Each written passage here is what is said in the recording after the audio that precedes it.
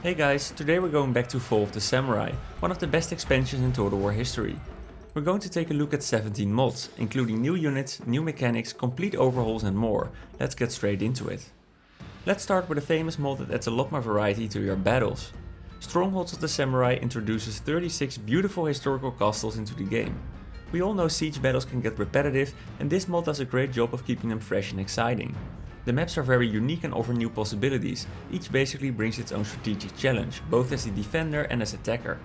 The maps are available in custom battles but also in campaign, where every upgrade results in a bigger castle on the battle map.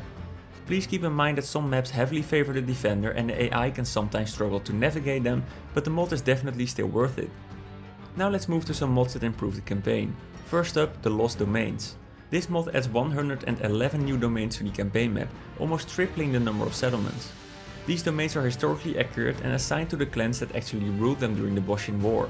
The result? Even the early game feels like a full campaign. Everything has been rebalanced to fit the expanded map, from an extended timeline to a delayed realm divide and more. It completely transforms the scale and pacing of the game.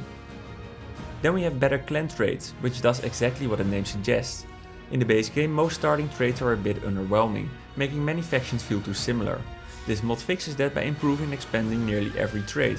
For example, Tosta's diplomatic bonus is boosted from +10 to +25 and their naval bombardment range is doubled. These kind of changes make it truly worthwhile to play to your clan's strengths, making each campaign more unique. Next up is Building a Nation, a mod that adds and improves various buildings. It introduces 3 new building chains: educational buildings that provide a research bonus, increased modernization and allegiance conversion, a construction chain that reduces building times and cost, and a representation chain that improves diplomatic relations and public order. There are a few more new structures and many existing ones have been tweaked, but I'll leave the rest for you to discover yourself. Next we'll head to the ocean with 2 mods that improve naval battles. First is new ship textures, which improves the look of every single ship in the game. Faction colors have been removed to make them more realistic. Wooden ships now have a beautiful white paint job with black and red details, but all other ship types have also been greatly improved, including the western ones. If you want completely revamped naval combat, the Naval Improvement mod might be for you. All ships have been overhauled or replaced. Destroyers now replace gunboats. There are 4 variants equipped with cannons, mines and naval machine guns, and some even come with torpedoes. Next we have the frigates and battleships, which now have increased range and even more firepower. Finally, there are cruisers, which are now support vessels with very high firepower, but they suffer from shorter range. There's even an endgame cruiser with cruise missiles in the late stages of the campaign. With this mod, naval battles feel really refreshing and the increased range means the action starts almost immediately. On land, several unit packs expand the already rich rosters of Fall of the Samurai.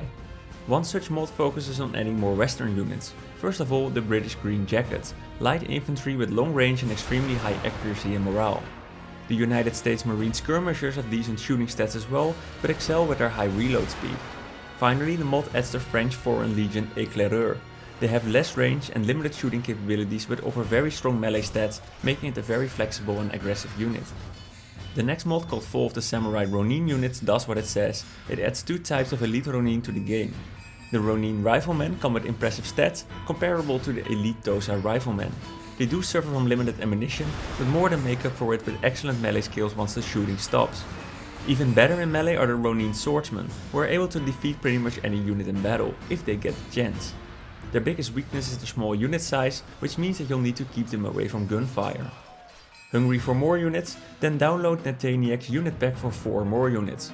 The mounted police are weak, few in number and very cheap, but offer the chance to field carbine cavalry very early in the campaign. The Marines are very similar to line infantry. They suffer from a smaller unit size but have higher morale. What makes them special is that they are recruitable from military ports. The mod also adds revolver infantry, small units with limited range but very deadly if they are able to close in on a target. Finally, saber infantry. These guys lose to regular katana kachi, but they are fielded from the modern military chain, which eliminates the need to build traditional dojos. Also fancy more artillery? Then go for the artillery unit pack. The mod introduces 2 types of light guns, which fill the gap between wooden cannons and parent guns.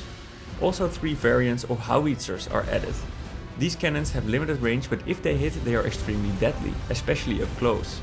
The mod also introduces mortars, which are incredibly effective against tightly packed enemy formations, especially during sieges. Finally, the fire rockets are back in the form of Bo Hijasutsu. Some of these units even appear as garrisons in larger castles, making sieges more challenging. If you really want to greatly expand the rosters, go for Evil Spleen's unit pack. This mod adds a whopping 55 units to the game, spread across infantry and cavalry. There are so many new units that there's no way I can showcase them all. From traditional samurai and ronin to new western elite infantry, this mod has it all. It expands every roster in the game, Imperial, Shogunate and Republican, and both in the early and late stages of the campaign. In the next category we'll look at some mods that improve land battles. First of all, Vader Boss's Bayonet mod. It might surprise you that bayonets do not appear at all in the base game, even though they were definitely used in the time period.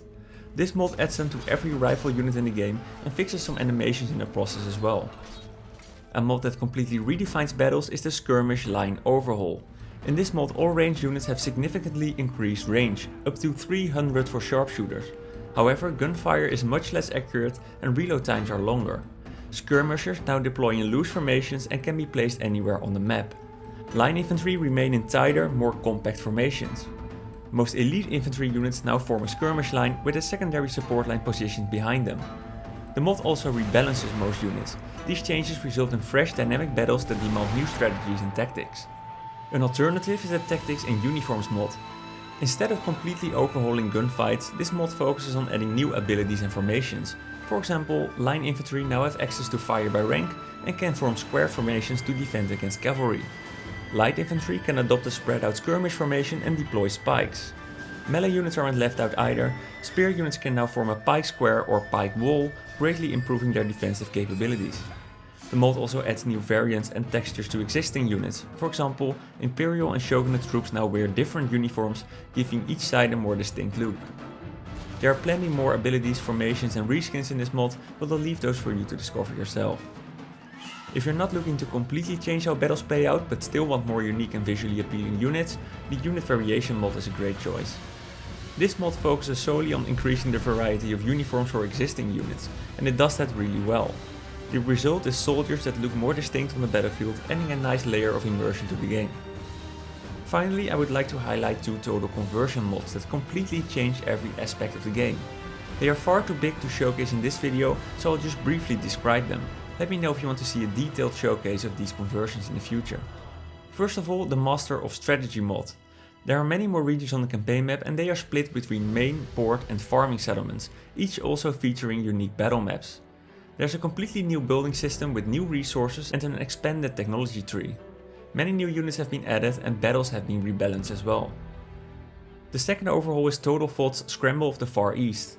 The focus of this huge mod is adding foreign powers into the game. The campaign map has been greatly extended and includes parts of Korea, China and Russia. In this mod you are able to play with many foreign factions like the USA, Prussia and the Netherlands. Literally everything has been touched and expanded. While the mod is obviously not historical, it's very fun and refreshing. And that's all for this video. You can find the links for every mod I mentioned in the description below. I'll also write some tips down regarding compatibility there. What are your favorite mods? Please let me know in the comments. I hope you enjoyed the video and until next time.